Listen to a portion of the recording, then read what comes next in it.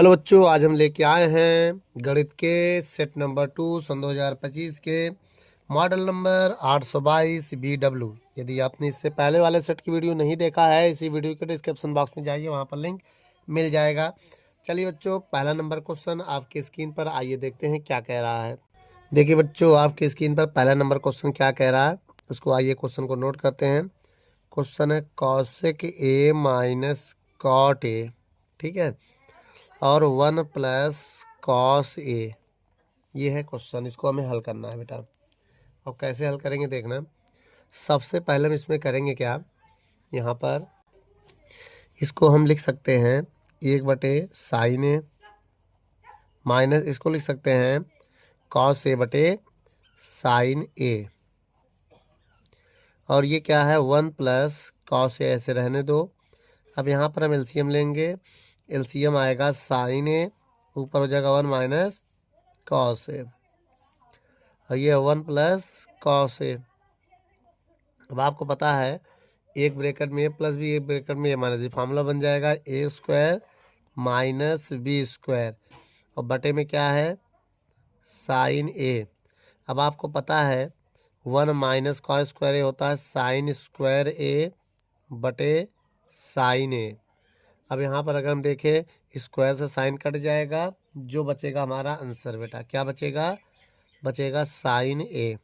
तो साइन ए आ गया। अब इसमें कौन सा ऑप्शन सही है, तो डी नंबर, पहले का आपका डी सही है बेटा। ठीक है, वीडियो को रोक कर नोट कर लो, फिर इसमें अब और भी देखते हैं। दूसरा नंबर आइए क्वेश्चन पढ़ते हैं। दूसरे में क्या कह रहा है बच्चों, कह रहा किसी पासे को एक बार फेंका जाता है तो एक विषम संख्या आने की प्रायिकता होगी। देखिए बेटा, जब पासे को हम लोग फेंकते हैं तो क्या कौन कौन सा नंबर आ सकता है, 1 आएगा, या तो 2 आएगा, या तो 3 आएगा, या तो 4 आएगा, या तो 5 आएगा, या तो 6 आएगा। अब इनमें से एन ऑफ एस जो है वो कितने हैं, 1 2 3 4 5 6 है, और एन ऑफ ई कितना है, जो कह रहा क्वेश्चन में कह रहा अब एक विषम संख्या आने की प्रायिकता बताइए। तो विषम संख्या 1 2 और 3, टोटल कितनी विषम संख्याएं हैं, 3 है। तो हम इसको मानेंगे एन। तो हमारे पास जो एम है 1 है, 3 है, 5 है, तो इनमें से जो इनके नंबर्स होते हैं उसको एन ऑफ ई कह सकते हैं। ठीक है, अब ये देखिए, इसको ई लिखिए, इवेंट है, ये सब इवेंट हमारे पक्ष में आ रहा है। तो पी ऑफ ई याद करना है। फार्मूला क्या होता है, पी ऑफ ई बराबर एन ऑफ ई बटे एन ऑफ एस। ठीक है, एन ऑफ ई का मान कितना है, 3 है, देखो कितना है 3, और ये कितना है 6, काटो 3 कम 3 दूनी 6। तो कौन सा नंबर ऑप्शन आ रहा बच्चों, तो ऑप्शन नंबर आपका है दूसरे का बी नंबर। दूसरे का बी नंबर आप टिक लगा लीजिए। चलिए बच्चों, तीसरा नंबर क्वेश्चन पढ़ते हैं। इसमें क्या कह रहा है, कह रहा है निम्नलिखित बारंबारता का माध्यक वर्ग होगा। तो बच्चों, माध्यक वर्ग के लिए हम क्या करेंगे, क्वेश्चन आपके स्क्रीन पर है, दिख रहा है क्वेश्चन। आइए मैं इस क्वेश्चन को लेकर अंतराल बनाता हूँ। पहले हम लिखूंगा वर्ग अंतराल, वर्ग अंतराल, फिर क्या बनाएंगे, फिर हम बारंबारता इधर लिखेंगे, बारंबारता। ठीक है, अब यहाँ पर हम देखेंगे ये, फिर हम यहाँ पर निकालेंगे संचयी बारंबारता, संचयी बारंबारता। अब देखो, वर्ग अंतराल मेरा 0 से 5 है, 5 से 10 है, 10 से 15, 15 से 20, और 20 से 25 है। अब ध्यान देखो, यह 3 है, 2 है, 5, 4 और 1 है। अब संचयी बारंबारता के लिए पहले हम 3 उतारेंगे, फिर इनको जोड़ेंगे तो 5 हो जाएगा। इन दोनों को जोड़ो, अब 5 में 5 जोड़ेंगे तो कितना आएगा, 10 आएगा। अब 10 में 4 जोड़ेंगे 14, और 14 में 1 जोड़ेंगे तो 15। अब देखो बेटा, संचयी बारंबारता पूछ रहा है। अब संचयी बारंबारताओं के लिए अगर हम देखें, अब देखिए अगर इसमें बेटा इनको जोड़ें तो n आएगा हमारा, जोड़ने 15 आएगा। तो सबसे पहले n/2 निकाल लो, n/2 निकालेंगे 15/2 कितना आएगा, 7.5। अब देखिए 7.5 किस में आ रहा है, इसमें आ रहा है 10 वाले में।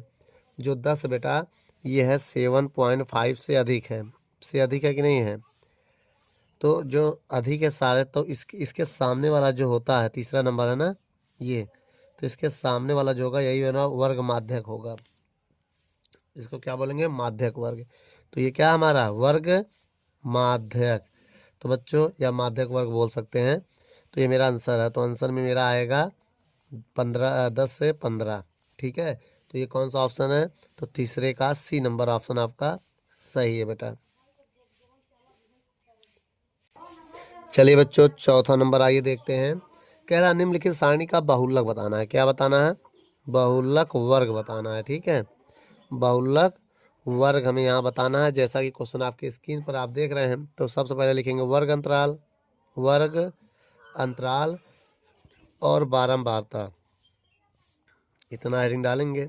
वर्ग अंतराल अगर देखें तो 0 से 7 है, 7 से 14 है, 14 से 21 है, 21 से 28 है, और 28 से 35 है, और 35 से 42 है। अब देखो 1, 12, 3, 6, 2, 4। अब देखो सबसे ज़्यादा अगर देखें तो इसमें 12 है। सबसे ज़्यादा क्या है? 12 है। तो इसके सामने वाला वर्ग ये आंसर होगा मेरा। तो आंसर इसमें क्या आएगा बेटा? 7 से 14। अब आपका चौथे का डी नंबर ऑप्शन सही है बेटा। वीडियो को रोक कर नोट कर लो।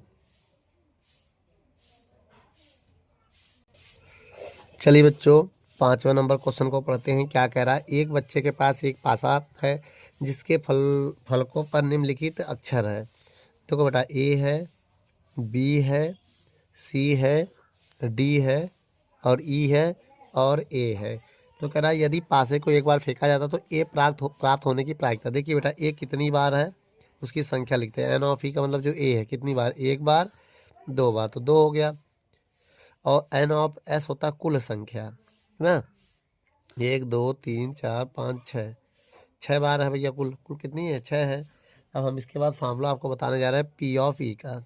पी ऑफ ई निकालना है। ठीक बेटा, तो पी ऑफ ई निकालना है मतलब क्वेश्चन मार्क है ये बेटा, है निकालना है। तो फार्मूला क्या होता है? पी ऑफ ई बराबर एन ऑफ ई बटे N of S. N of E जो है 2 है, और ये 6 है। 2 से काटो, 2 एक कम, 2 2 तिहाई 6, तो 1/3 आ गया।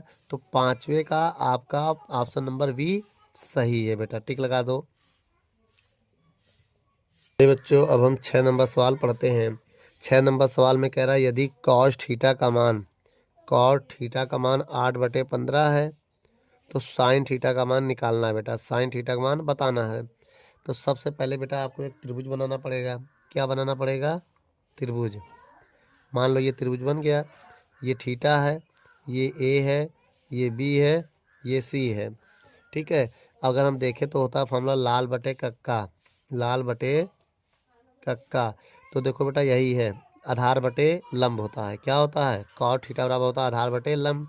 तो आधार मेरे पास 8 है, लंब हमारे पास 15 है। कर्ण पता नहीं है तो कर्ण निकाल लो। क्या होता है फार्मूला? कर्ण का स्क्वायर बराबर लंब का स्क्वायर प्लस आधार का स्क्वायर। कर्ण निकालना है।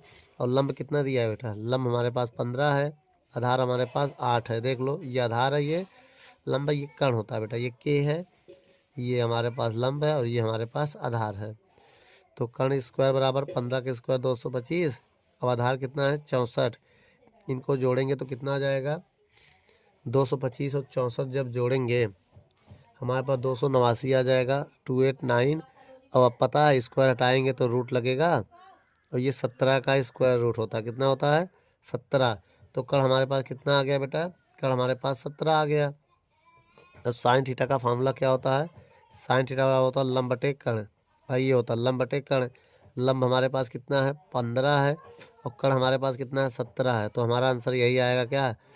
तो 15/17। तो ये ऑप्शन नंबर सी है। तो छठवें का सी नंबर ऑप्शन सही है बेटा। वीडियो को रोक कर नोट कर लो।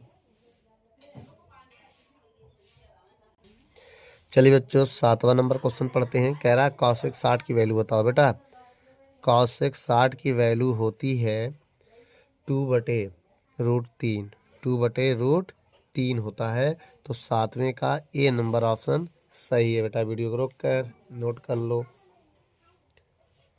चलिए बच्चों 8वें का आंसर देखते हैं। 8वें का पहला नंबर क्वेश्चन क्या कह रहा है? कह रहा है कॉसेक स्क्वायर थीटा बटे सेक स्क्वायर थीटा का मान बताना है। यही बताना है ना बेटा? तो कुछ करना नहीं, आपको बराबर लगाना है। अब ध्यान से देखो, कॉसेक स्क्वायर को क्या लिख सकते हैं? 1 बटे साइन स्क्वायर थीटा, और इसको लिख सकते हैं 1 बटे कॉस स्क्वायर थीटा। इसका गुणा इधर होगा, इसका गुणा इधर होगा, तो क्या हो जाएगा? कॉस स्क्वायर थीटा बटे साइन स्क्वायर थीटा हो जाएगा। अब आपको पता है cos square theta sine square theta क्या होता है? ये देखना पड़ेगा भाई। नीचे वाला ऊपर चला जाए, कॉट स्क्वायर थीटा होता है। क्या होता है? Cot square theta. तो ये कौन सा ऑप्शन है? डी नंबर है। तो 8वें का डी नंबर ऑप्शन सही है। चलिए बच्चों 9 नंबर सवाल पढ़ते हैं। क्या कह रहा है? यदि एचसीएफ दिया है, एचसीएफ दिया है कितना? 7, और एलसीएम निकालना है। और बेटा इसमें जो वैल्यू दिया है वो 35 है और 49 है। तो मैं आपको एक फार्मूला बताने जा रहा हूँ, इस फार्मूले को देख लो। फार्मूला होता है एचसीएफ गुणे एलसीएम बराबर गुणन दोनों नंबर का गुणनफल। इसका संख्या का, जो संख्या दिया उसका गुणनफल करना है। ठीक है, तो एचसीएफ कितना दिया है? 7, एलसीएम निकालना है, गुणनफल 35 गुणे 49 हो जाएगा। 7 से काटो, 7 एक कम 7, 7 पना 35, तो एलसीएम बराबर आ जाएगा 5 गुणे 49। अब इनका गुणा करो, एलसीएम बराबर कितना आ जाएगा? 5 नवा 45 के 5 हासिल लगा 4, 5 चौक 20, 20 20 4 24, तो कितना आ गया? 245। तो आपका 9 का सी नंबर ऑप्शन जो है वो सही है। चलिए बच्चों 10वें का देखते हैं। 10वां, दो संख्या दिया है।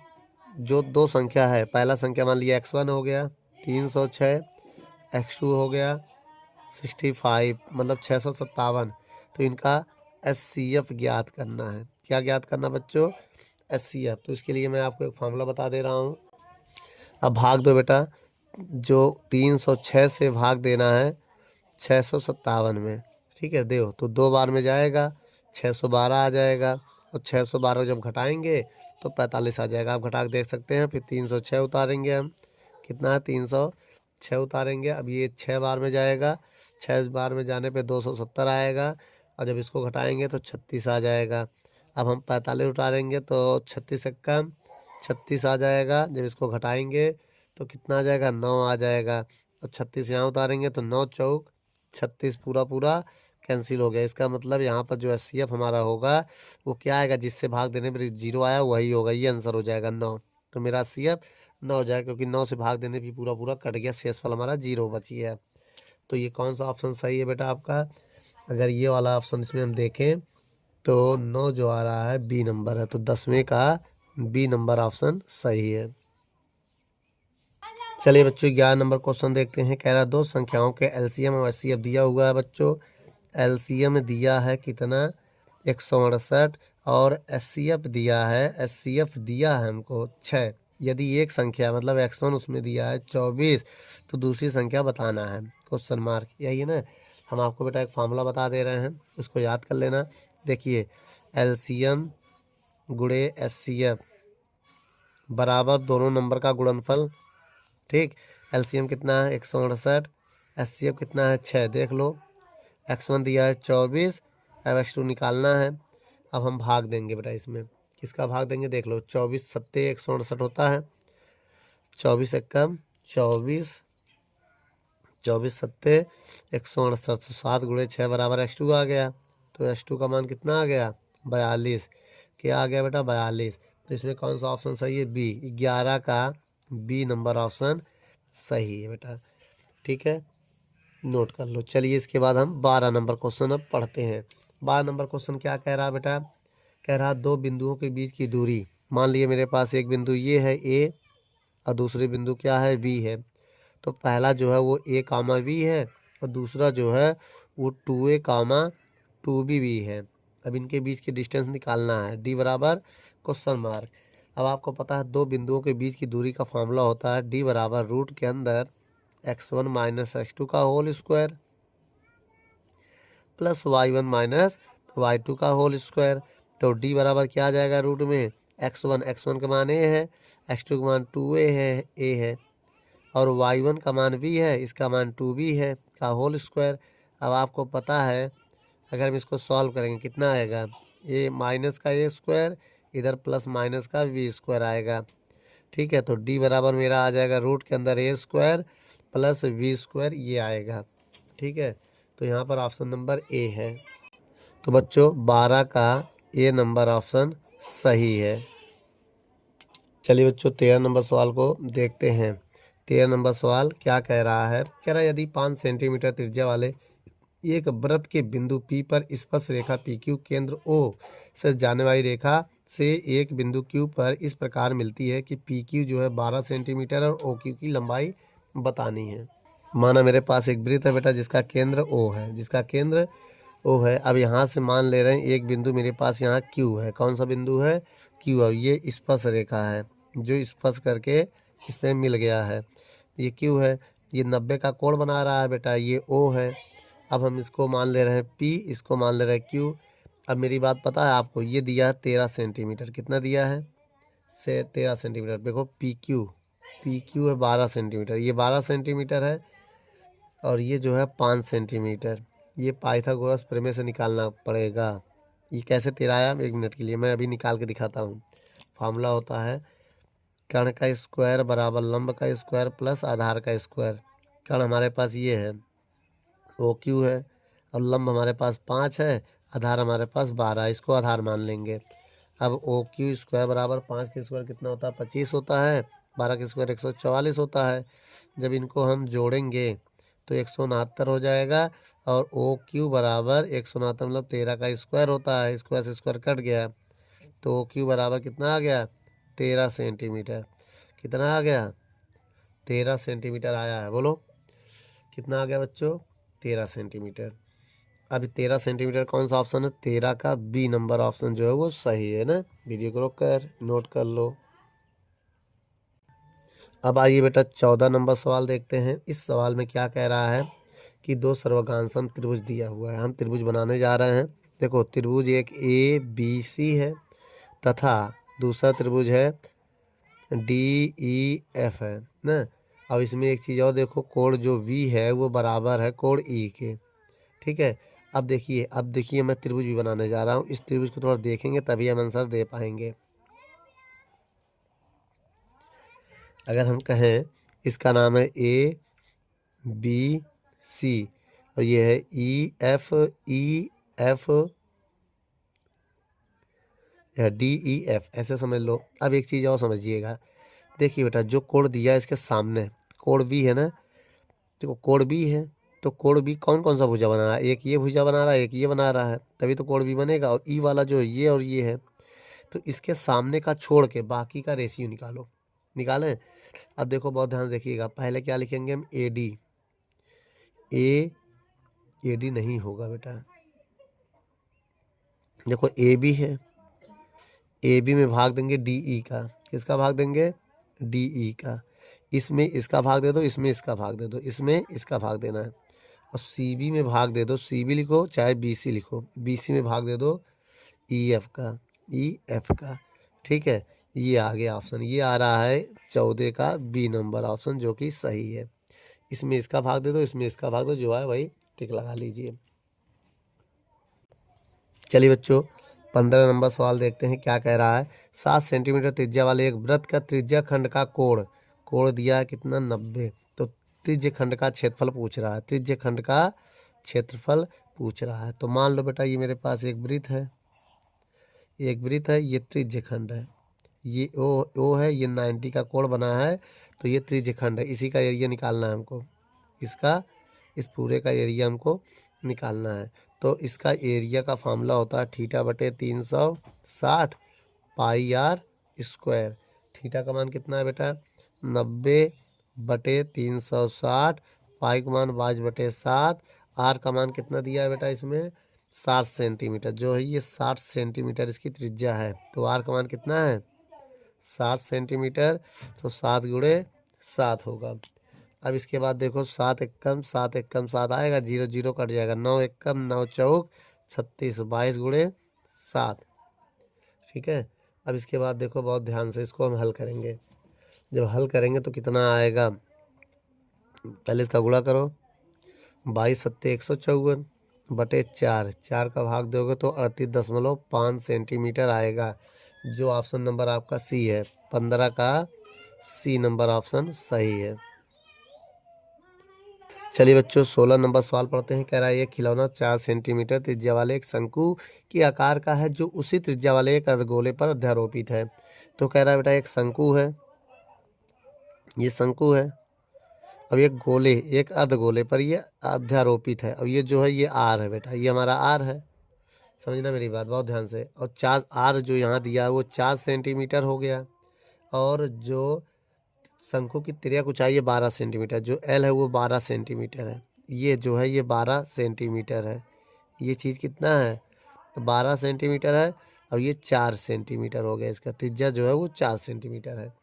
तो संपूर्ण का क्षेत्रफल निकालना है। तो एक काम करो, खिलौने का क्षेत्रफल, खिलौने का क्षेत्रफल निकालने के लिए हमको क्या करना पड़ेगा, शंकु का वक्र पृष्ठ, ठीक है, वक्र पृष्ठ प्लस और अर्धगोले का वक्र पृष्ठ लगाना पड़ेगा, अर्धगोले का वक्र पृष्ठ लगाना पड़ेगा।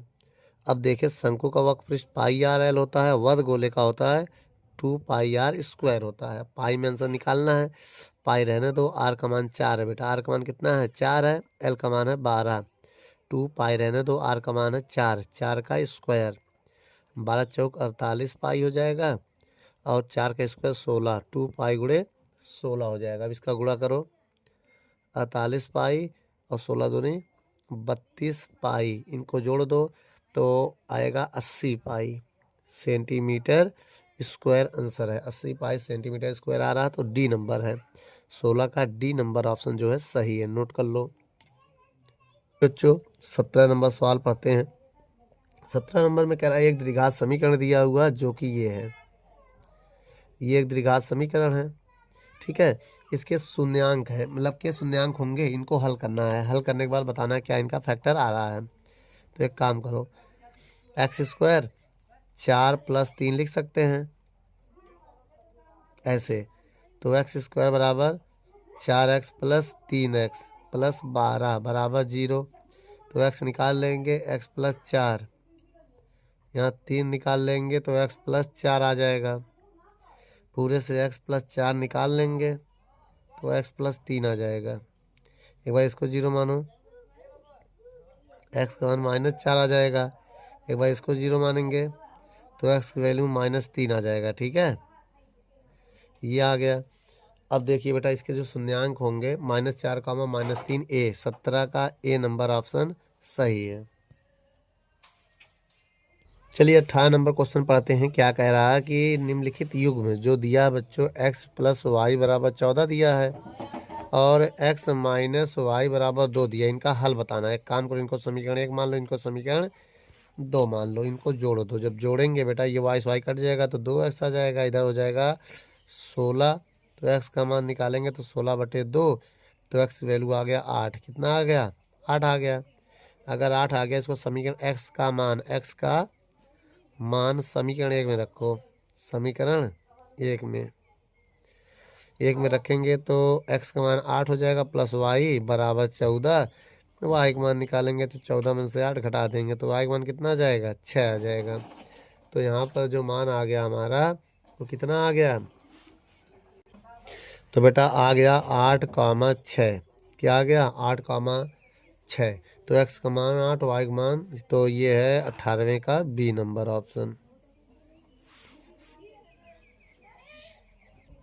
चलिए बच्चों 19 नंबर सवाल देखते हैं। क्या कह रहा है 19 नंबर, यदि द्विघात समीकरण एक दिया है कि x² + 2√6 x प्लस 3 बराबर 0 है।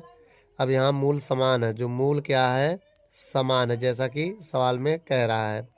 जब मूल समान होता है बेटा तब एक काम करो, इसमें तुलना करो। A X square plus B X plus C बराबर 0, तो ए बराबर के, बी बराबर 2√6 और सी बराबर 3। जब मूल बराबर होता है तो फार्मूला लगाया करो, बी स्क्वायर बराबर 4ac।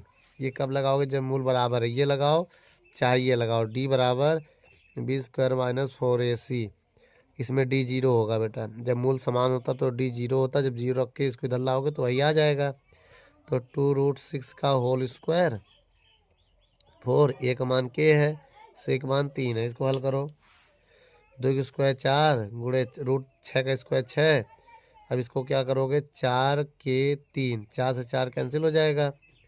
बोलो अब क्या बचेगा, 3 बटे में चला जाएगा। बताइएगा, 6/3 बराबर के, तो के का मान कितना आ गया, 3 दूनी 6, के का मान 2 आ गया। तो 2 नंबर ऑप्शन जो आपका है सी नंबर है। क्या है, तो 19वें का सी नंबर आपका ऑप्शन सही होगा बेटा। वीडियो को रोक कर नोट कर लो। चलिए बच्चों 20 नंबर सवाल देखते हैं। क्या कह रहा है, एपी का मान दिया है, एपी बराबर दिया है -6, -4, -2 का 7वां पद बताना है। क्या, T7 बताना है। T7 के लिए फार्मूला होता है, बहुत पहले ये बताइए कितना है, -6 है और डी कितना है, -4 से -6 करेंगे तो कितना हो जाएगा, +6, घटाएंगे तो 2 आ जाएगा। कितना आ जाएगा, डी का मान 2 आ गया। 7वां पद का फार्मूला होता है T7 बराबर A+6D होता है। ए का मान -6, 6 गुणे डी का मान 2। इसको हल करो बेटा, तो -6 प्लस 6 दूनी 12, तो 12 में 6 गया तो 6 आ गया। तो डी नंबर ऑप्शन आपका सही है। इसमें कौन सा डी, 20वें का डी नंबर ऑप्शन सही है, नोट कर लो। चलिए बच्चों पहले का नंबर अब देखते हैं। कह रहा है सिद्ध कीजिए 6√2 एक अपरिमेय संख्या है। तो मानेंगे बेटा आर बराबर, माना क्या माना, माना आर बराबर 6√2 एक परिमेय संख्या है। एक परिमेय संख्या मान लो पहले। अगर मैं इसको परिमेय मान लिया तब इस क्या होगा बेटा, एक काम करो, यहाँ दोनों तरफ स्क्वायर कर दो पहले। अगर दोनों तरफ हम स्क्वायर कर दें, या डायरेक्ट भी कर सकते हैं, या दोनों तरफ स्क्वायर करो आर स्क्वायर, ये 6√2 का होल स्क्वायर भी आएगा। दो तरीके से मैं बता दे रहा हूँ, ऐसे भी कर सकते हैं। अब इसमें फार्मूला लगेगा A square plus B square -2 A B होगा, आर स्क्वायर 36 4 12√2 आएगा। इसको इधर एक काम करो, आर स्क्वायर बराबर 40 हो जाएगा, इनको जोड़ेंगे 12√2, ये इधर आएगा ये उधर जाएगा, तो 12√2 बराबर हो जाएगा 40 माइनस आर स्क्वायर। बेटा इसको इधर ले गए, इसको इधर ले गए। अब यहाँ √2 का मान निकालेंगे तो 40 माइनस आर स्क्वायर बटे 12 आ गया। अब आपको पता है √2 एक अपरिमेय संख्या है। क्या है, अपरिमेय संख्या है, ठीक है। और 40 माइनस आर स्क्वायर बटे 12 ये एक परिमेय संख्या है, परिमेय संख्या है। आपको पता है क्या परिमेय संख्या अपरिमेय, देखिए मेरी बात समझिएगा। आर परिमेय है तो परिमेय से परिमेय घटाएंगे तो परिमेय होगा, परिमेय में परिमेय से भाग देंगे तो परिमेय आएगा। तो क्या कभी बराबर हो सकता है, आपको पता है परिमेय संख्या अपरिमेय संख्या बराबर नहीं होता। मेरी बात समझिएगा, परिमेय संख्या जो होता है वो बराबर नहीं होता है अपरिमेय संख्या, ठीक है। परिमेय संख्या अपरिमेय संख्या के बराबर नहीं होता है। अब नहीं होता है इसका मतलब ये हो गया, अगर परिमेय संख्या अपरिमेय संख्या के बराबर नहीं हो रहा है तो यहाँ पर मेरा मानना गलत है। तो क्या लिखेंगे, अतः क्या लिखेंगे, 6 माइनस √2 एक अपरिमेय संख्या है, एक अपरिमेय संख्या है, ठीक है। अपरिमेय संख्या है जो एक विरोधाभास है, जो एक विरोधाभास है। अतः हमारी कल्पना गलत है, गलत है। क्या करोगे? 6 माइनस रूट 2 एक अपरिमेय संख्या, एक अपरिमेय संख्या है। बस बेटा इतना लिख दोगे, प्रूफ हो जाएगा। बच्चों अब पहले का खा नंबर आइए देखते हैं क्या कह रहा है। एक्स एक्स पर उस बिंदु के निर्देशांक याद कीजिए, 2 कामा -5 और -2 कामा 9 से समान दूरी पर हैं। अब देखिए बेटा, अगर समान दूरी पर हैं तब मान ले रहा ये एक मेरे पास रेखा है, मान ला ये ए है, ये बी है और ये पी है। अब एक्स अक्ष पर जो बिंदु होगा उसे हम कैसे मानेंगे बेटा? उसे हमेशा x, 0 मानते हैं, क्योंकि x अक्ष पर y 0 होता है। अब ये जो हमारे पास है ये 2 -5 है, ये है -2 9 है। बहुत ध्यान से देखो, ये x1 है, ये y1 है, ये x, ये y, ये x2 है, ये y2 है। अब हम आपको फार्मूला बताने जा रहे हैं, इनके बीच जो d1 होगा वो d2 के बराबर होगा, तो d1 बराबर d2 होगा। अच्छा, d1 को हम क्या लिख सकते हैं? रूट के अंदर x1 माइनस x2 का whole square, y1 minus y2 का होल स्क्वायर, बराबर रूट के अंदर इधर क्या हमारा इधर डैश मान लेना है, x1 dash minus x2 dash का होल स्क्वायर और y1 dash minus y2 dash का होल स्क्वायर।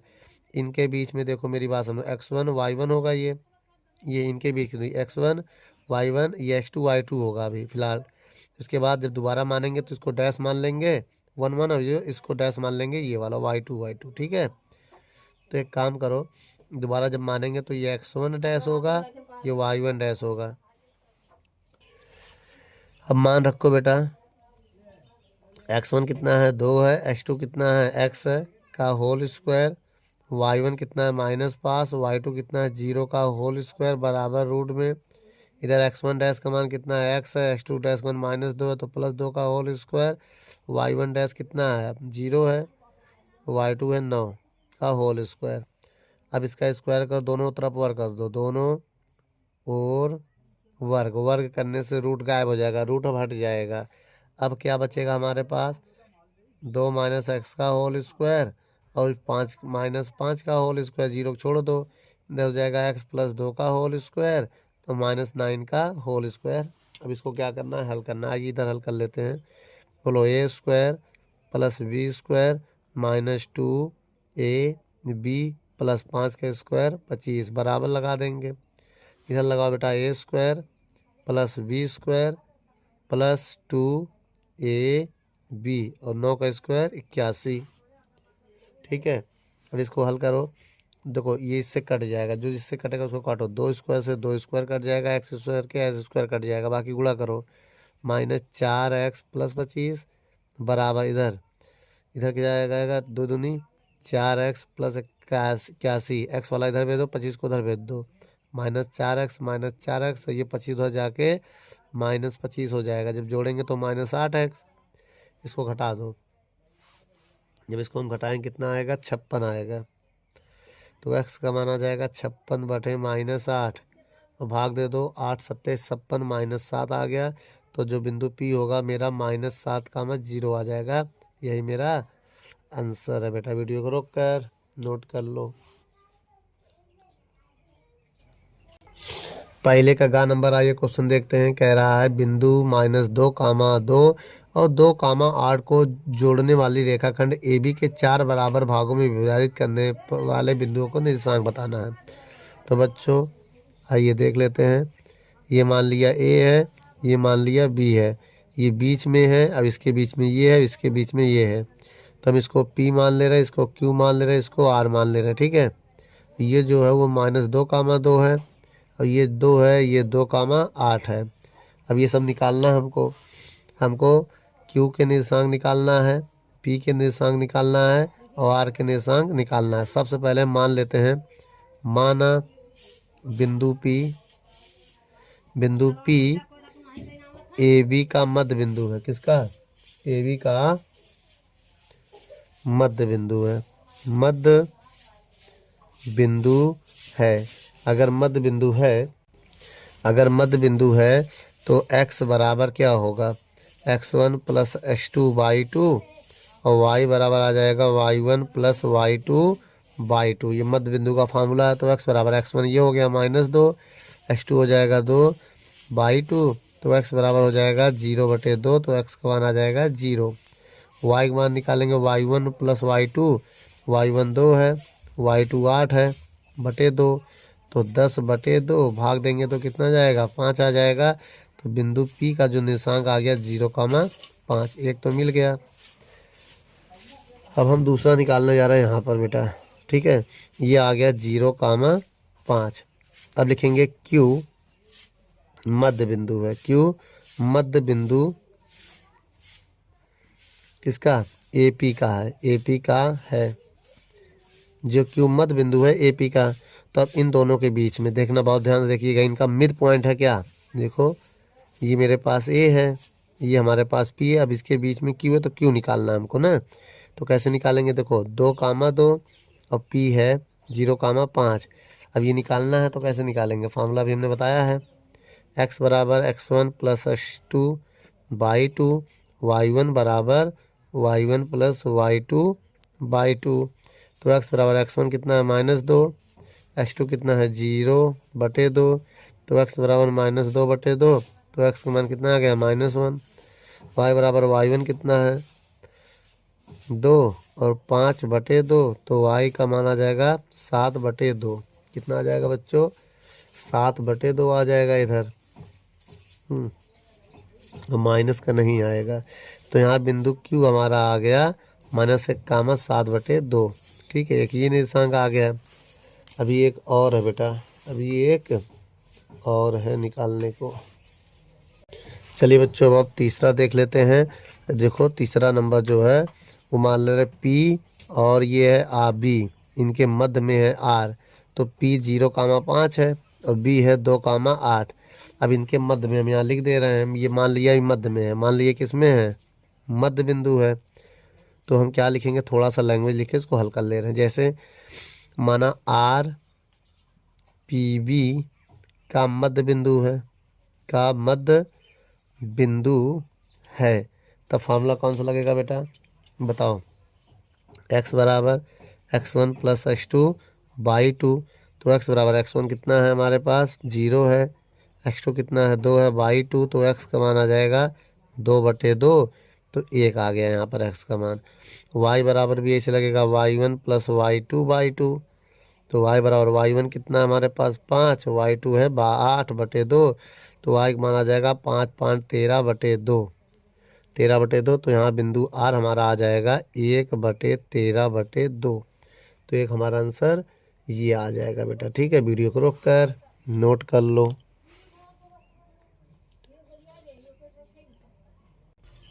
चलिए बच्चों, पहले का घ नंबर क्वेश्चन पढ़ते हैं। क्या कह रहा है, कह रहा है सिद्ध कीजिए। बच्चों यहाँ पर हमें सिद्ध करना है।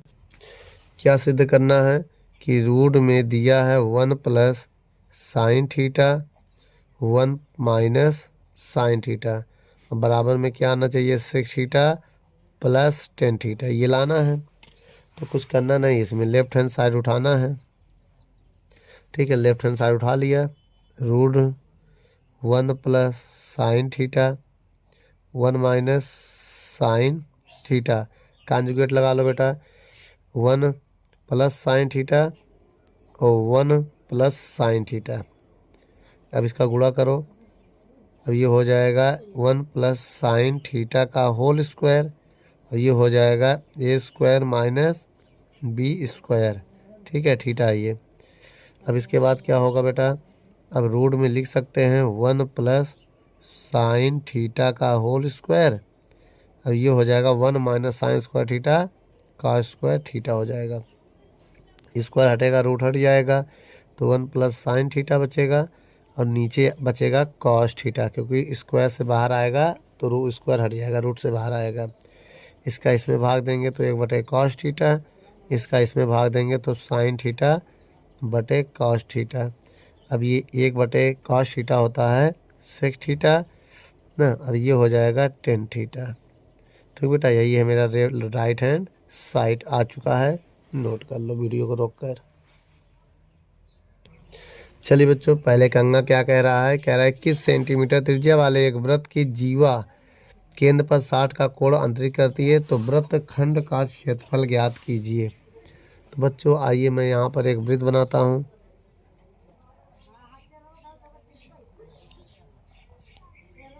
ये केंद्र है और ये जीवा है। ये है ए, ये है बी, ये है ओ। कोण कितने का बना रहा है?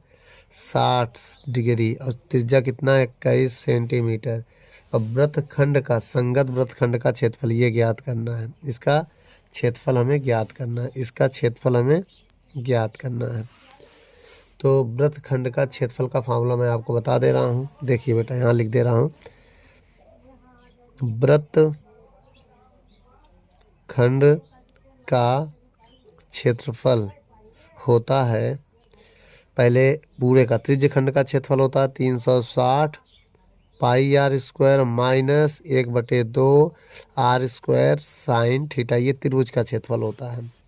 थीटा का मान 60 है, 360 पाई का मान रख दे रहे हैं 22/7, आर का मान 21, तो 21 गुणे 21 माइनस 1/2, 21 का स्क्वायर साइन 60। अब देखो जीरो जीरो कट जाएगा, 6 कम 6 छंग 36, 7 एक कम 7 त्रिक 21, तो 22 गुणे 3 गुणे 21 आ जाएगा भैया यहाँ पर। 7 त्रिक 21 माइनस 1/2, 4 का 21 का स्क्वायर होता है और साइन 60 का मान कितना होता है? √3/2।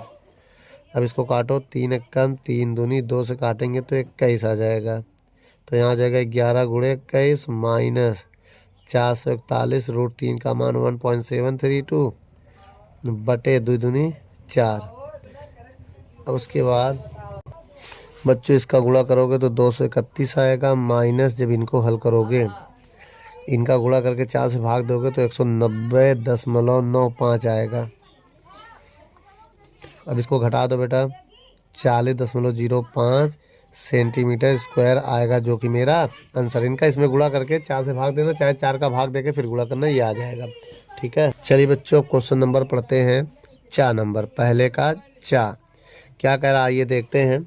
इस क्वेश्चन में कह रहा है एक डिब्बे में 4 लाल कंचे, 8 सफ़ेद कंचे और 5 हरे कंचे हैं। तो इन डिब्बे में से एक कंचा निकाला जाता है, तो इसकी क्या प्रायिकता वो लाल है हरा ना हो। तो बच्चों सबसे पहले हम n ऑफ s निकालेंगे। ठीक है, बहुत ध्यान से देखना। 4 लाल है, 8 सफ़ेद है और 5 हरे हैं। सबको जोड़ो, 8 4 12 12 5 कितना होगा? 17 हो जाएगा। ठीक है, तो ये 17 हो गया। अब हमें n ऑफ e देखना है। एक है जो लाल को, लाल कितने हैं? लाल कितने हमारे पास? सवाल में लाल 4 है, तो ये 4 हो जाएगा। तो इसके लिए एक p ऑफ e निकालना। एक n ऑफ e कह रहा है हरे ना हो, हरा ना हो, तो हरे को छोड़ दो। हरा 5 है, 5 को छोड़ दो, 12 आ जाएगा, जो कि हरा नहीं है, हरा ना हो। ठीक है, अब आइए प्रायिकता निकालते हैं नंबर 1 पे। लाल की प्रायिकता पूछ रहा है, तो फिर फार्मूला इसका होगा p ऑफ e बराबर n ऑफ e बटे n of s। n of e कितना है? 4 है लाल के लिए, और बाकी 17 है, तो एक आंसर तो ये आ जाएगा। और दूसरा है हरा ना हो, अगर हरा नहीं है तब फार्मूला क्या लगेगा? p ऑफ e बराबर n ऑफ e बटे n of s। n of e कितना है? 12 है, n ऑफ s कितना है? 17 है, तो एक आंसर मेरा ये आ जाएगा, 12/17। ठीक बच्चों, वीडियो को रोक कर नोट कर लो।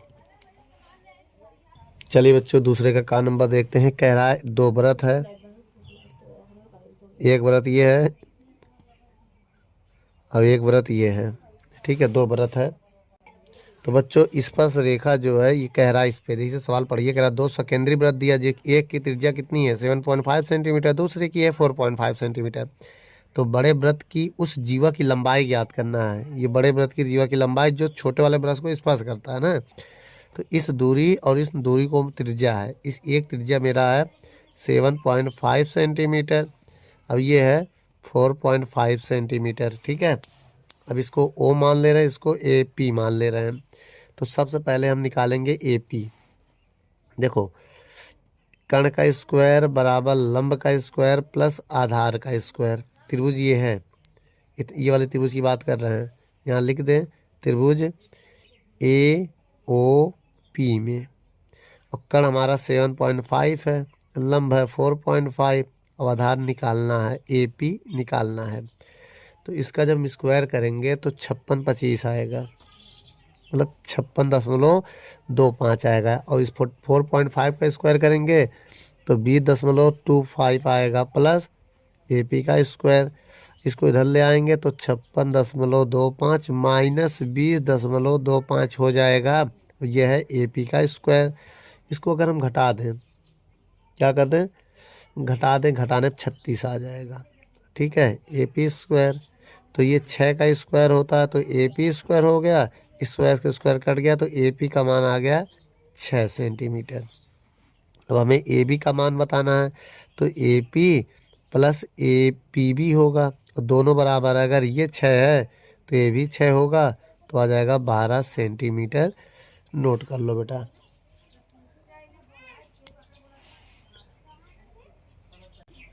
जैसा कि क्वेश्चन आपके स्क्रीन पर दिख रहा है बेटा, आइए देखते हैं। आकृति में दिया गया है क्यू आर क्यू एस बराबर क्यू टी और पी आर है, और कह रहा कोण 1 जो है कोण 2 के बराबर है, और एक त्रिभुज बनाया गया है। ये त्रिभुज है, ठीक है, ये क्यू है, ये टी है, ये आर है। एक लाइन ऐसे मिला दो तो ये हमारे पास पी है, ये एस है। एक लाइन ऐसे मिला दो तो ये मेरे पास कोण 1 है और ये कोण 2 है, ये दोनों बराबर हैं। ठीक है, अब हमें सिद्ध करना है। क्या सिद्ध करना है? सिद्ध कीजिए। तो त्रिभुज पी क्यू एस जो है वो सिमिलर है टी क्यू आर। ठीक है, तो ये सिद्ध हो जाएगा। सबसे पहले अब हम क्या करने जा रहे हैं, बहुत ध्यान से देखिए। सबसे पहले त्रिभुज का नाम लिखो जो सिद्ध करना है, पी क्यू एस एंड त्रिभुज टी क्यू आर। तो कोण 1 कोण 2 के बराबर है, तो क्या लिखोगे, दिया है, दिया है। एक ही बराबर हो गया। और दूसरा जो है, बहुत ध्यान से समझना, बराबर भुजाओं के सामने का कोण बराबर होता है। इसके सामने कोण ए के सामने का भुजा क्या है, पी आर है, और इसके सामने की भुजा क्या है, पी क्यू है।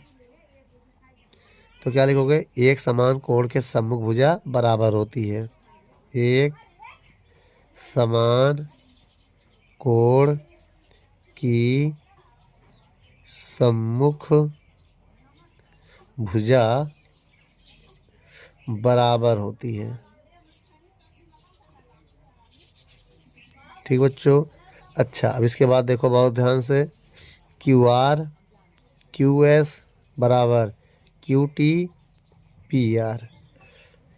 इसका यह मतलब हो गया बेटा, यहाँ पर देखो जो पी आर है उसको पी क्यू लिख सकते हैं, Q R Q S Q T इसको हम क्या लिख सकते हैं, पी क्यू लिख सकते हैं। तो पी क्यू हो गया भाई, ये इसके बराबर है। देखो इसको ये लिख दिया, ये देखो बराबर है। इसके बाद समीकरण 1 हो गया। अब यहाँ पर लिखेंगे क्या, अब यहाँ एक देखो 2 3, 1 2 और एक ये हो गया, तो कौन सा नियम लगेगा, एस ए एस। भाई एक भुजा तो इससे भी तो बराबर हो जाएगा, तो एस ए एस नियम से अगर नियम हो गया तो ऐसे नियम से या कसौटी से भी लिख सकते हैं, कसौटी से। इतना करने के बाद त्रिभुज पी क्यू एस सिमिलर हो गया टी क्यू आर के। ठीक बच्चों, नोट कर लो।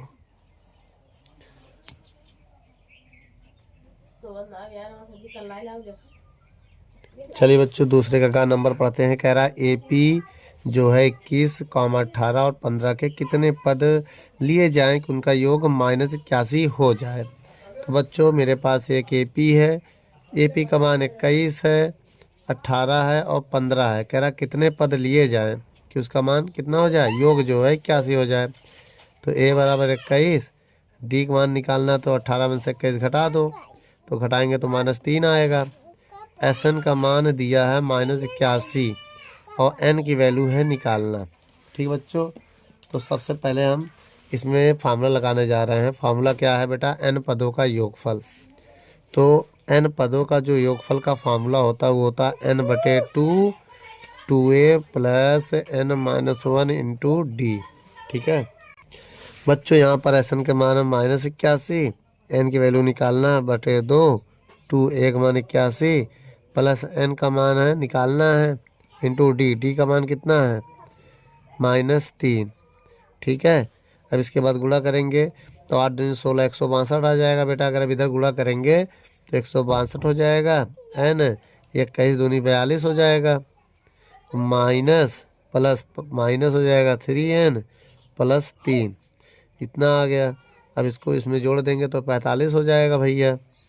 -162 n 42 3 45, 45 माइनस 3n हो जाएगा।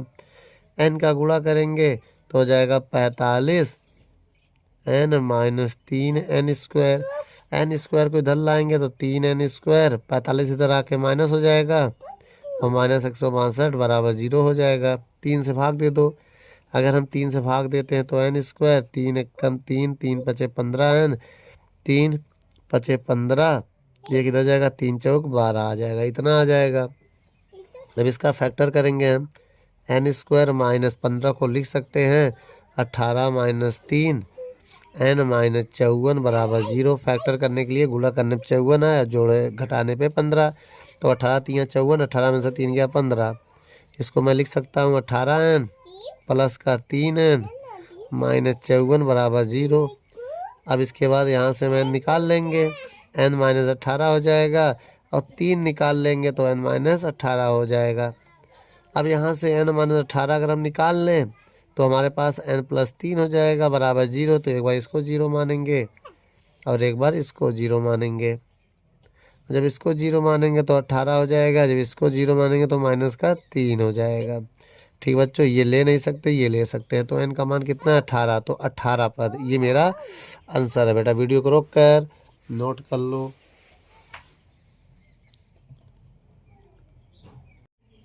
चलिए बच्चों, दूसरे का घ नंबर क्वेश्चन क्या कह रहा है ये पढ़ते हैं। इस क्वेश्चन में कह रहा है कि द्विघात बहुपद x² प्लस 10x प्लस 21 के शून्य ज्ञात कीजिए। शून्यकों तथा गुणांकों के बीच संबंध बताना है। तो बच्चों सबसे पहले हम द्विघात समीकरण लिख ले रहे हैं। ठीक है, इसका तुलना करेंगे ax² plus bx plus c बराबर 0 से तुलना करें तो a बराबर 1 आएगा भाई। जब कुछ नहीं है तो यहाँ 1 मान लेंगे, b बराबर 10 और c बराबर 21 मान ले रहे हैं। ठीक है, अच्छा अब इसका फैक्टर करने जा रहे हैं हम। इधर आइएगा गुणनखंड करते हैं तो x², तो 7 3 21, 7 3 10, 7 और 3 इसका जो है गुणनखंड बनेगा।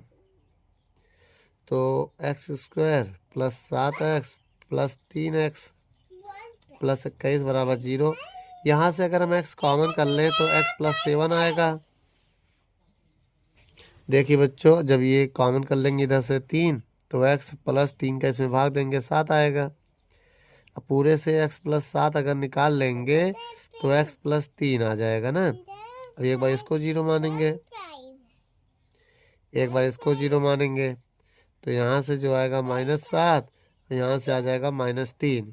ठीक है, अब यहाँ पर मूलों का योगफल निकालेंगे हम। मूलों का योगफल, योगफल जो होता है वो अल्फ़ा प्लस बीटा बराबर होता है -b/a। तो इसे अल्फ़ा मान लेंगे, अब इसे बीटा मान लेंगे। अब यहाँ रखेंगे अल्फ़ा का मान -7 और ये -3, माइनस b का मान 10 और 1 मान 1 है। तो 7 3 10 -10 बराबर आ गया बेटा। गुणांकों में यही संबंध है।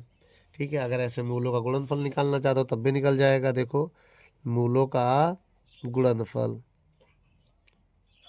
होता है अल्फ़ा इंटू बीटा बराबर -b/a। अल्फ़ा का मान -7 तो इसका -3 बराबर -b, b का मान -10 और a का मान c/a होता है बेटा इसका, प्लस c/a। c का मान 21 है, यहाँ 21 हो जाएगा बेटा। हाँ, 1 मान 1 है। अब आइए गुणा करते हैं, 7 3 21, तो 21 बराबर ई प्लस का 21 आ जाएगा। ठीक है, यहाँ भी बराबर आ जाएगा। तो सी अपॉन ए होता है, ये सी की वैल्यू है। ठीक है, चलिए बच्चों क्वेश्चन नंबर अगला देखते हैं। अब क्या कह रहा है इस सवाल में। दूसरे का अंगा नंबर सवाल आइए पढ़ते हैं। कह रहा है किसी फैक्ट्री में 50 श्रमिकों को दैनिक मजदूरी निम्नलिखित सारणी में दिखाई गई है। श्रमिकों की मात्र दैनिक मजदूर ज्ञात करना है। दैनिक मजदूरी दिया गया, श्रमिकों की संख्या दिया गया है। ठीक है, तो आइए सबसे पहले वर्ग अंतराल लिखते हैं। वर्ग अंतराल, बेटा वर्ग अंतराल जो दिया है वो 500 के आसपास है। 500 से 520। ठीक है, फिर 520 से कितना बच्चों, 520 से 540, 540 से 560, 560 से 580, 580 से 600। ठीक है, अब इसके बाद बारंबारता जो होता है, पहले हम एक्स निकालेंगे, फिर यहाँ एफ निकालेंगे। एफ बारंबारता होता है, फिर हम निकालेंगे एक्स गुणे एफ, इतना निकालेंगे। ठीक है, तो एक्स इन दोनों को जोड़ के आधा करेंगे। जब इनको हम जोड़ेंगे और आधा करेंगे तो कितना आएगा, 510 आ जाएगा। जोड़ो, 1100 1020 आएगा तो आधा 510, इनको जोड़ के आधा करेंगे तो 530, 20 का अंतर है, 550 आ जाएगा। यहाँ पर 570 आ जाएगा जोड़ के आधा करने पर, ये 590 आ जाएगा। अब बारंबारता कितना दिया है बच्चों, ये देख लो। बारंबारता दिया है 12, 14, 8। ठीक है, 6, 10। ठीक है, इसके बाद इनका गुणा करो, इसका इसमें गुणा करेंगे तो आ जाएगा 61, 20। इसमें गुणा करेंगे, इन दोनों का गुणा करेंगे तो आ जाएगा 74, 20। ठीक है, इनका गुणा करेंगे तो आएगा 4400। इसमें गुणा करेंगे तो आएगा 3420। ठीक है, उसके बाद यहाँ गुणा करेंगे तो 5900। जब इन सबको जोड़ेंगे, सिग्मा एफ एक्स बराबर, सबको जोड़ेंगे तो आ जाएगा 27260। अब इधर जोड़ेंगे इनको सिग्मा एफ, तो ये आ जाएगा 50। कितना आ जाएगा बच्चों, 50। तो बच्चों यहाँ पर अब समांतर माध्य का फार्मूला मैं आपको बताने जा रहा हूँ। इतना करने के बाद कौन सा फार्मूला लगाएंगे, समांतर माध्य का।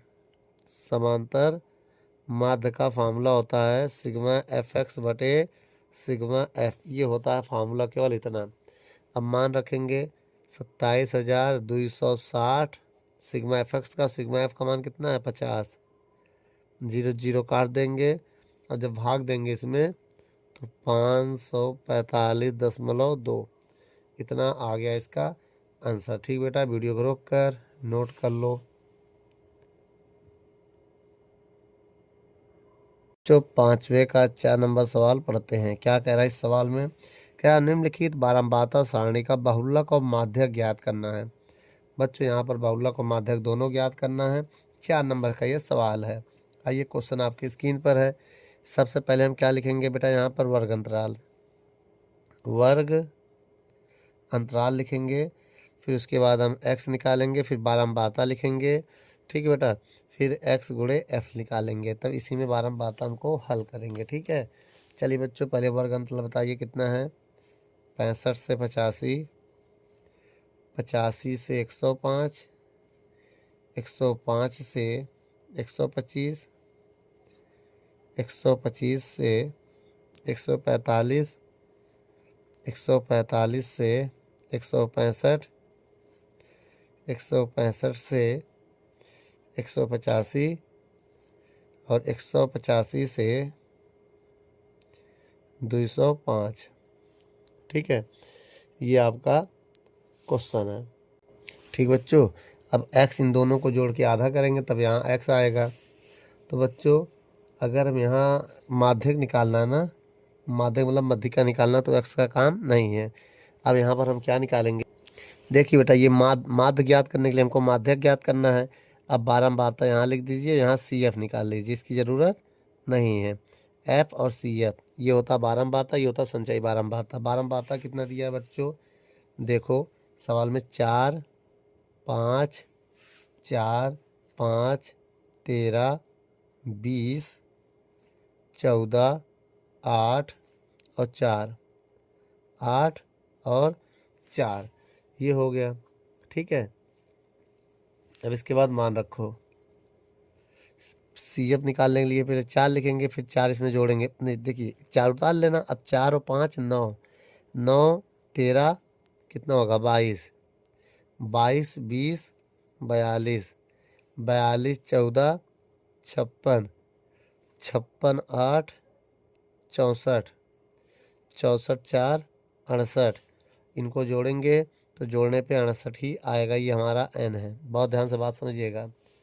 अब यहाँ पर एक चीज़ और आपको समझना है कि यहाँ पर जो अब पहले हम बहुलक निकालना चाहते हैं। पहले क्या निकालना चाहते हैं, बहुलक। तो इनको जोड़ के आधा करो। देखो बेटा इसका आधा क्या होगा, n/2 निकाल लो। अगर हम n/2 निकालते हैं तो 68 में 2 का भाग देंगे तो आ जाएगा कितना 34। 34 से कम ये आ रहा है, 34 से कम।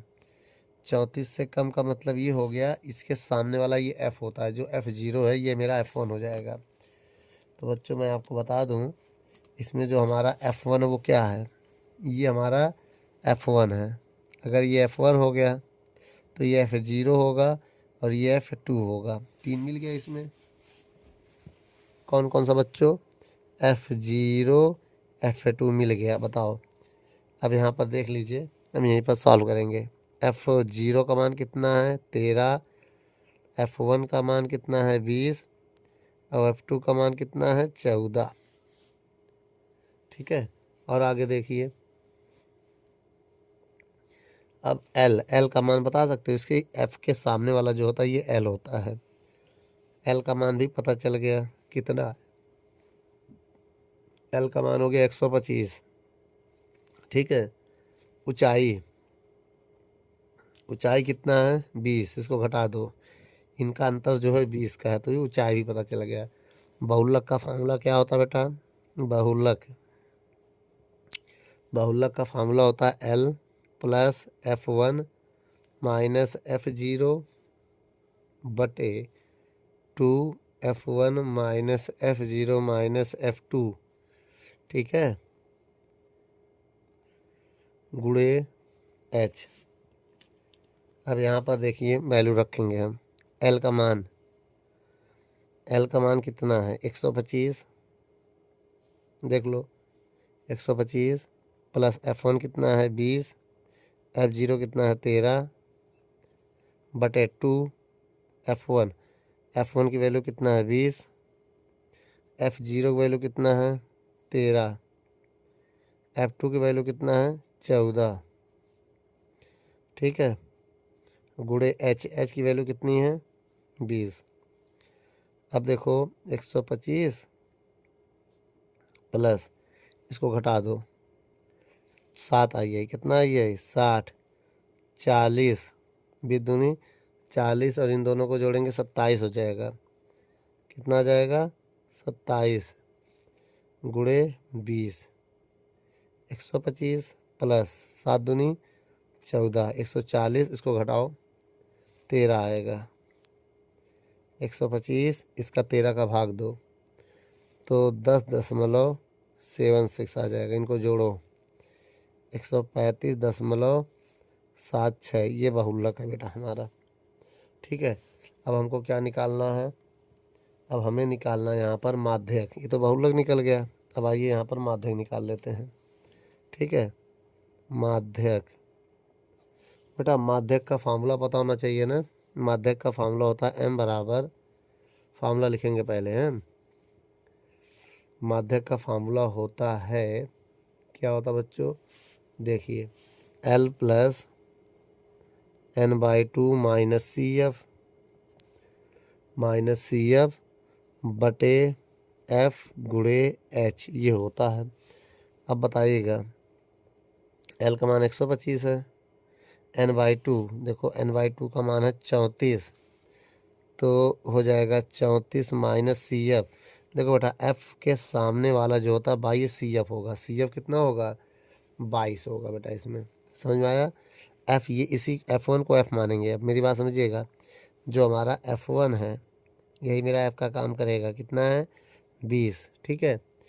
और जो हमारा सी एफ है, सी एफ हमारा इसी के सामने के जस्ट ऊपर वाला होता है, ये सी एफ है 22।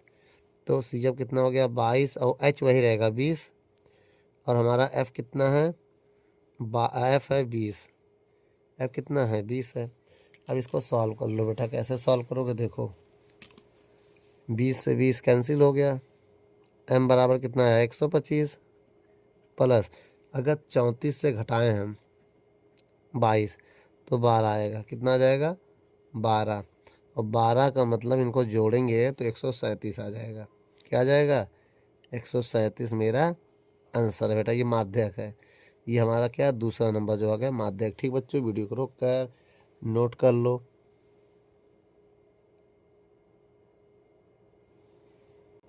चलिए बच्चों तीसरे नंबर सवाल को पढ़ते हैं। क्या कह रहा है तीसरा नंबर सवाल, कह रहा है 2 अंकों की एक संख्या है बच्चों ना, उनके अंकों को पलटने पर बनी संख्या का योग 99 है। यदि संख्या के अंकों का अंतर 5 हो तो वह संख्या ज्ञात कीजिए। तो सबसे पहले आप लिखोगे माना 2 अंकों की संख्या, माना 2 अंकों की संख्या। बच्चों हम 2 अंकों की संख्या को मानेंगे 10x प्लस वाई। क्या मानेंगे 10x प्लस वाई मानेंगे, ठीक है। अब ये 2 अंकों की संख्या हमारी।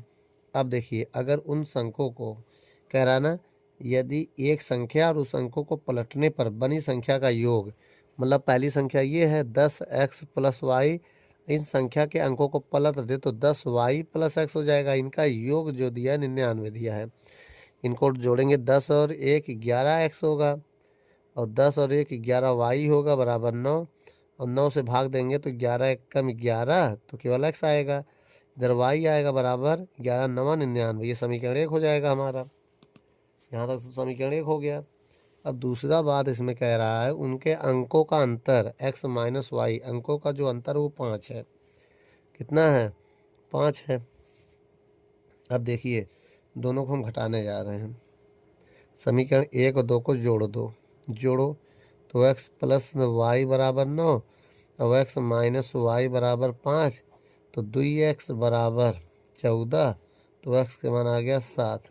कितना आ गया 7 आ गया। और x का मान समीकरण 1 में रखें, समीकरण 1 में, और जैसे 1 में रखेंगे तो x का मान 7 प्लस वाई बराबर 9 होता है। तो y का मान आ जाए 9 माइनस 7, तो y का मान आ जाए 2। बोलो y का मान कितना आ गया 2 आ गया। अब वो संख्या बताओ जो हमने माना है, क्या माना है 10x प्लस वाई माना है। 10x की वैल्यू कितनी है 7, y का मान है 2, 7 दाम 70 प्लस 2 70 2 72, इतना है, ठीक है। अब इसके बाद वीडियो को रोक कर नोट कर लो। चलिए बच्चों तीसरे का अथवा देख लेते हैं। इस सवाल में क्या कह रहा है, अथवा में कह रहा है बेटा सवाल पढ़िए। कह रहा है एक कुटीर उद्योग में एक दिन में कुछ बर्तनों का निर्माण करता है। एक विशेष दिन में यह देखा गया प्रत्येक नग की निर्माण लागत रुपए में उस दिन के निर्माण किए गए बर्तनों की संख्या के 2 गुने से 15 अधिक है। यदि उसी दिन की कुल निर्माण लागत 2250 थी तो निर्मित बर्तनों की संख्या एवं प्रत्येक नग की लागत बताना है। तो बच्चों सबसे पहले हम इस सवाल को हल करने के लिए हम लिखेंगे मानव बर्तनों की संख्या x है, माना बर्तनों की संख्या। अगर बर्तनों की संख्या x है, नगों की संख्या y मान ले रहे हैं, ठीक है। अब ध्यान से देखिएगा इस सवाल में क्या कह रहा है। तो उस दिन कह रहा साफ साफ सवाल में कि जो नगों की संख्या है, नगों की जो संख्या है उस दिन के बर्तनों की संख्या के 2 गुने से 15 अधिक है। तो नग की संख्या y हो गया और बर्तनों की संख्या से 2 गुने से 15 अधिक है, 15 प्लस हो गया। यह समीकरण मेरा 1 हो गया। अब कुल लागत अगर निकालें तो x y कुल लागत जो है वो कितना है 2200, भाई गुणा कर देंगे 2250, समीकरण 2 हो जाएगा ये हमारा कुल लागत। ये क्या, ये प्रश्न के अनुसार हो गया, किसके अनुसार, प्रश्नानुसार हो गया, ये कुल लागत हो गया, कुल लागत। ठीक, अब हम क्या करेंगे बेटा, इस y का मान इसमें रखेंगे, y का मान रखें, मान रखने पर y का मान रखेंगे तो x, y का मान है 2x + 15 बराबर 2250। ठीक, अब एक बार इसमें गुणा करेंगे तो 2x², ये यही 15x, इधर आके हो जाएगा 2250, 0 2 से भाग तो जाएगा नहीं अब इसमें। अब गुणा करने पे 2250 आए, मेरी बात 2250 ने कितना 22, इसका इसमें गुणा करेंगे तो आएगा हमारे पास 4500। अब इसका एलसीएम लो, 2 से काटेंगे तो 2250, फिर 2 से काटेंगे, 2 दूनी 4, 2 पंची 1125, फिर 2 से नहीं कटेगा, 3 से कटेगा, किससे, अब ये 3 से कटेगा बेटा, 3 से काटेंगे तो 3 त्रिका 9, 3 त्रिका 9, 2 इधर जाएगा, 3 सत्ते 21, एक जाएगा, 3 पचे 15, फिर 3 से कटेगा, 3 से कटेगा, 3 एक कम 3, 3 दूनी 6, 3 पचे 15, 5 से कटेगा, 5 दूनी 10, 5 25, फिर 5 से कटेगा, 5 25, फिर 5 एक कम 5। अब देखो गुणा करो बेटा, इसका गुणा करके हमें बनाना है। ठीक है, इसका मैं बनाऊंगा, देखो 5 तिहाई 15, दूनी 30, 5 तिहाई 15, दूनी 30, 30 दूनी 60, देखो 5 तिहाई 15 दूनी 30 60, इधर एक 60 बन गया है।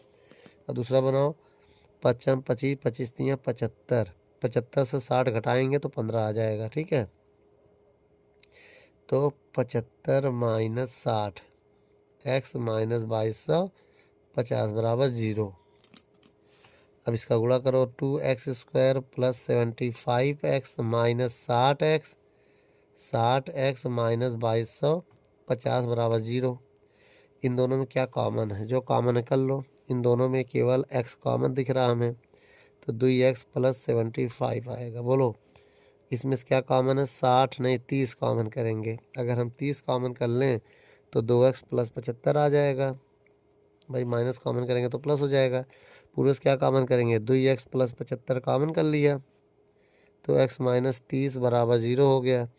एक बार इसको 0 के बराबर मानेंगे तो 2x बराबर -75, तो x का मान आ जाएगा -75/2। अब ये x - 30 बराबर 0, तो x का मान निकालेंगे तो 30 आ जाएगा।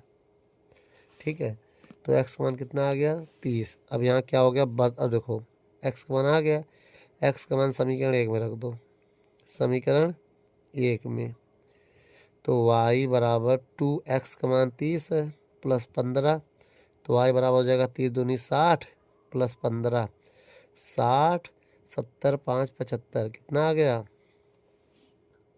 75 आ गया। अब यहाँ पर देखो, अब यहाँ पर क्या है, y का मान भी आ गया, x का मान, मतलब बर्तनों की संख्या कितनी है, बर्तनों की संख्या जो है वो है x का मान है 30, नगों की संख्या कितना होगा 75। ठीक बच्चों, यही मेरा आंसर है, वीडियो को रोक कर नोट कर लो। चलिए बच्चों, चौथा नंबर क्वेश्चन पढ़ते हैं। क्या कह रहा है, कह रहा है एक नदी के पुल के एक बिंदु से नदी के सम्मुख किनारों का अवनमन कोण क्रमशः 30 और 45 है। यदि पुल के किनारों से 5 मीटर की ऊंचाई पर ए हो तो नदी की चौड़ाई ज्ञात करना है। तो बच्चों आइए मैं एक नदी बनाता हूँ। मान लीजिए मेरे पास नदी है और ये एक पुल है। ये क्या बच्चों, ये पुल है। तो पुल के एक बिंदु है जो बी मैंने मान लिया है। ठीक है, यहाँ से इस किनारे और इस किनारे का जो कोण है, देखो बेटा ये जो क्षैतिज अवस्था है इसका, तो इससे अगर मान लो बना है 30, तो ये भी क्या होगा 30 होगा। और ये अगर बना है 45, सवाल में कह रहा है, तो ये भी क्या होगा 45 होगा। और बीच में हम इसको गिरा दिया है, ये 5 मीटर की ऊंचाई पर है। ठीक है, ये ए हो गया, ये बी हो गया, ये सी हो गया, इसको हम डी मान ले रहे हैं। ठीक है। अब आपको मैं बता दूं, ये x मेरा है, ये दूरी मेरी x है और ये y मान लिया हमने। क्या मान लिया? y। ठीक है। अब हम इस त्रिभुज में लेंगे, त्रिभुज ए बी डी में। तो टेन थीटा बराबर क्या होता है? लंब बटे आधार। टेन थीटा का काम 30 करा, लंब के 5, आधार का x, यही ना। अब यहाँ 30 का मान 1/√3 होता है, बराबर 5/x आ जाएगा। x का मान निकालेंगे तो 5√3 आ जाएगा। किसकी वैल्यू आ जाएगी? x की वैल्यू आ जाएगी। अब y की वैल्यू अगर हम निकालें तो बहुत ध्यान से देखिएगा। टेन थीटा बराबर लंब बटे आधार होगा। अब इस त्रिभुज ये वाला लेंगे, त्रिभुज लिख दे रहे हैं, त्रिभुज DBC में। ठीक है। अब बताइए, टेन 45, लंब दिया है 5, अब आधार दिया है वाई। टेन 45 का मान 1 होता तो 5/y, तो y का मान कितना आ गया? 5। कितना आ गया? 5 आ गया। अब लिखेंगे नदी की चौड़ाई। क्या लिखेंगे? नदी की चौड़ाई। इसकी जो चौड़ाई होगी बेटा वो मेरा AC होगा, तो AC होगा x + y के। x का मान 5√3, y का मान 5, 5 कॉमन कर लेंगे तो √3 + 1 आएगा बेटा। यही मेरा आंसर है। थोड़ा और हल करना चाहो तो हल कर सकते हो। 5 √2 का मान, √3 का मान 1.732 होता है, +1। अब इसको अगर हम जोड़ देंगे इनको तो 2.732 हो जाएगा। भैया 1.732 में एक जोड़ेंगे तो 2.732 होगा। अब इसमें अगर हम गुणा करें, मेरी बात समझिएगा, एक काम करिए और गुणा करो बेटा। 5 दूनी 10 के 0, हासिल लगा 1, 5 3 15, 1 16 6, हासिल लगा 1, 5 7 35, 1 36 के हासिल लगा 3, 5 दूनी 10 3 13। तो यहाँ 3 संख्या बाद पॉइंट है, इतना मीटर आएगा बेटा। वीडियो को रोक कर नोट कर लो, या तो ये छोड़ दो या तो यहाँ तक नोट कर लो। चलिए बच्चों, एक क्वेश्चन और है। अब देखिए बहुत ध्यान से, ऐसा है ही, अभी एक और पार्ट हम बनाएंगे। देखो एक ये क्वेश्चन जो है, इनमें से भी बोर्ड में आता है, हर साल आता है जल्दी। ठीक है बेटा, इतना याद रखना। तो सबसे पहले इसमें हम लेफ्ट हैंड उठाएंगे। क्या उठाएंगे? लेफ्ट हैंड साइड उठाएंगे। क्या है? कॉस ए, बहुत ध्यान से देखिएगा, माइनस साइन ए +1 बटे कॉस ए प्लस साइन ए -1। ये है सवाल। ठीक है। अब इसमें करना क्या है हमें कि सब में हम किसका भाग देंगे? कॉस साइन का भाग देंगे। सब में साइन का भाग दो। इसमें साइन का भाग देना है। तो एक काम करो, कॉस ए है, या पहले पूरा सवाल उठा रहे हैं, साइन ए, वही स्टेप उतार रहे फिर से। अब थोड़ा जगह छोड़ देना भाग देने के लिए, स्पेस। ये क्या है? कॉस ए प्लस साइन ए -1। हम कितने से भाग दे रहे हैं सब में? बहुत ध्यान से देखिएगा।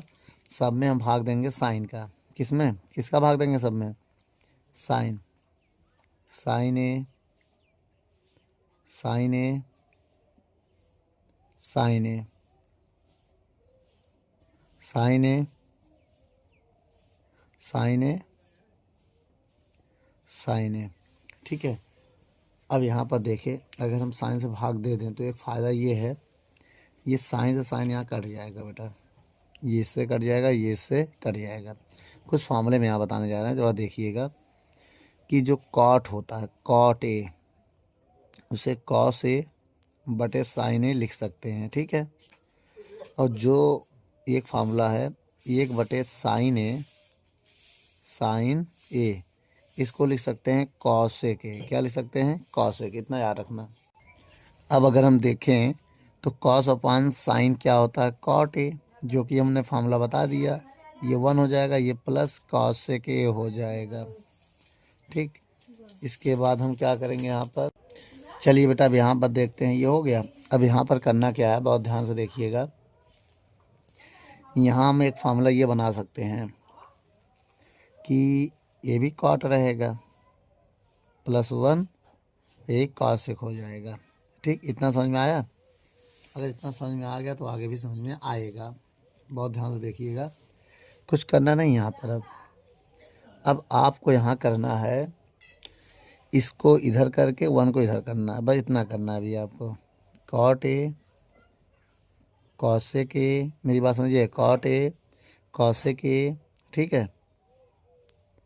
पर -1। अब इधर क्या करोगे, इसमें भी चाहो तो आप इसको किनारे कर सकते हैं, अगर आप चाहें तो इसको किनारे कर सकते हैं। ठीक है, कैसे करेंगे, 1 को इधर कर दे रहे हैं, 1 को हम जो है बटे में ये 1 को पहले कर दे रहे हैं, फिर माइनस कॉसेक कर दे रहे हैं। ठीक है, पहले 1 फिर कॉसेक और फिर कॉट को आखिरी में कर दे रहे हैं। ठीक, ऐसा आगे पीछे करने से कोई फ़र्क नहीं होता, लेकिन हम यहाँ एक फार्मूला यूज करने जा रहे हैं 1 का। 1 को मैं लिख सकता हूँ, क्या लिख सकता हूँ बेटा, बता सकते हो? फार्मूला नंबर तीसरा लिख सकते हैं कॉसेक स्क्वायर ए माइनस कॉट स्क्वायर ए। ये फार्मूला मैं लिखने जा रहा हूँ यहाँ पर। अब देखिए बेटा, ये तो फार्मूला है, इतना याद रखिएगा। तो बताइएगा, इसी स्टेप को मैं यहाँ बताऊँगा इधर, क्योंकि इधर जगह कम पड़ रही हमको अब। तो अगर हम यहाँ बताना चाहें तो क्या लिख सकते हैं बताइएगा, कॉट ए, ठीक है, प्लस कॉसेक ए माइनस क्या है, ये है 1 को लिख सकते हैं कॉसेक स्क्वायर ए माइनस कॉट स्क्वायर ए। अब ध्यान से देखिएगा, बटे में क्या है, जो है वही रहेगा, 1 minus cosec A plus cot A.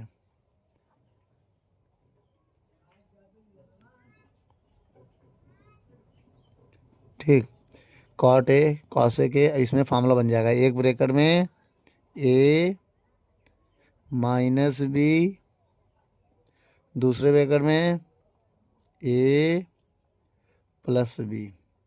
ठीक है, और बटे में जो फार्मूला रहेगा, जगह नहीं इसलिए यहाँ लिख दिया गुणे में। ठीक है, तो 1 minus cosec A plus cot A. इतना समझ में आया कि नहीं बेटा, पहले ही बताओ, आया ना? तो अब एक काम करो, इनमें से क्या कॉमन है, ये चीज़ ये कॉमन है, मैं जिसमें डैश लगा दे रहा हूँ वो कॉमन है। देखो बेटा, ये और ये कॉमन कर लो, कर लें कॉमन, करो। अगर कॉमन करते हैं cot A plus cosec A, तो ब्रैकेट में इसकी जगह 1 बचेगा, माइनस इसका इसमें गुणा होगा ना, minus cosec A minus minus plus cot A, और बटे में जो बचा है ये कॉमन हो गया ना, 1 minus cosec A plus cot A. बहुत ध्यान से देखिएगा, अब क्या होगा, ये वाला इससे कट जाएगा, कट गया कि नहीं कटा, कट गया। तो बचा क्या हमारे पास, cot A plus cosec A, cosec A. तो एक काम करो, पहले कॉसेक फिर कॉट है तो आगे पीछे भी कर सकते हैं आप। ठीक है, ये आपका आंसर बेटा। वीडियो को रोक कर नोट कर लो। चलिए बच्चों, हम क्वेश्चन नंबर 5वां पढ़ते हैं। 5वें नंबर सवाल में क्या कह रहा है, कह रहा है भुजा 7 सेंटीमीटर वाले एक घनाकार ब्लॉक के ऊपर एक अर्धगोला रखा हुआ है। अर्धगोले का अधिकतम व्यास क्या हो सकता है, इस ठोस का पृष्ठीय क्षेत्रफल भी ज्ञात करना है। आइए बच्चों, हम इसको करके दिखाते हैं। मान लिया एक मेरे पास घनाकार बर्तन है, ये घनाकार बर्तन है, ये घन के आकार का बर्तन है।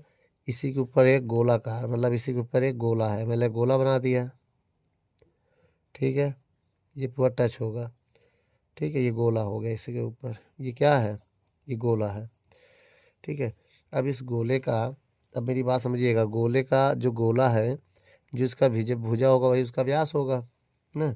7 सेंटीमीटर भुजा है, 7 सेंटीमीटर इसकी अगर लंबाई है, मेरी बात समझिएगा, तो गोले का व्यास कितना होगा, 7 सेंटीमीटर ही होगा ना। 7 सेंटीमीटर वाले घना, देखो लिखा है घनाकार ब्लॉक के ऊपर एक अर्धगोला रखा हुआ है ना। अर्धगोले का अधिकतम व्यास क्या होगा, तो ये व्यास हो जाएगा, क्या हो जाएगा, व्यास, ये भुजा हो जाएगा।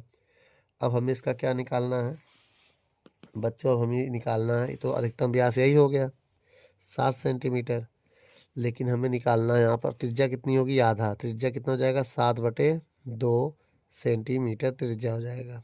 ठीक है, अगर हम निकालें घनाकार ठोस का क्षेत्रफल निकालें, ठोस का क्षेत्रफल, तो ठोस का क्षेत्रफल कैसे निकालेंगे, पहले मेरी बात समझिएगा। घन का क्षेत्रफल होता है 6 भुजा स्क्वायर। अब देखिए, प्लस गोले का क्षेत्रफल क्या होता है, अर्धगोले का 2πr² और माइनस जो वृत्त का क्षेत्रफल होगा वो घटाएंगे, क्योंकि इस गोले पे तो उतना एरिया इसका हो जाएगा, तो माइनस करेंगे πr²। इसको सब सॉल्व करेंगे तो 6a², 2πr² में πr² घटाएंगे तो केवल πr² आएगा। ठीक है, अब मान रखे इसको हम हल करेंगे। ठीक है, आइए मान रखते हैं, सॉल्व करते हैं। 6a का मान कितना है 7² प्लस 22/7। r का मान कितना है 7/2 स्क्वायर, इसलिए 2 बार लिख दे रहे हैं हम। ठीक है, इसको काटो, 6 गुणे 49 आ जाएगा, प्लस ये 7 से 7 कट जाएगा, 2 एक कम 11 आ जाएगा, वो 11 गुणे 7/2 आएगा अभी। ठीक है, अगर हम इसमें भाग दे दें, इनका गुणा करें अगर, तो कितना आएगा बता सकते हैं आप? 294 आएगा इसका गुणा करने से। ठीक है, प्लस और जब इसका गुणा करके हम भाग देंगे 11 से 77, 77/2, तो 294 प्लस 77 में 2 का भाग देंगे तो 38.5 आएगा। ठीक है, अब जब इनको जोड़ेंगे हम तो 332.5 सेंटीमीटर स्क्वायर आएगा, जो कि ठोस का क्षेत्रफल है। बच्चों वीडियो को रोक कर नोट कर लो। चलिए बच्चों 5वें का अथवा पढ़ते हैं। क्या कह रहा है?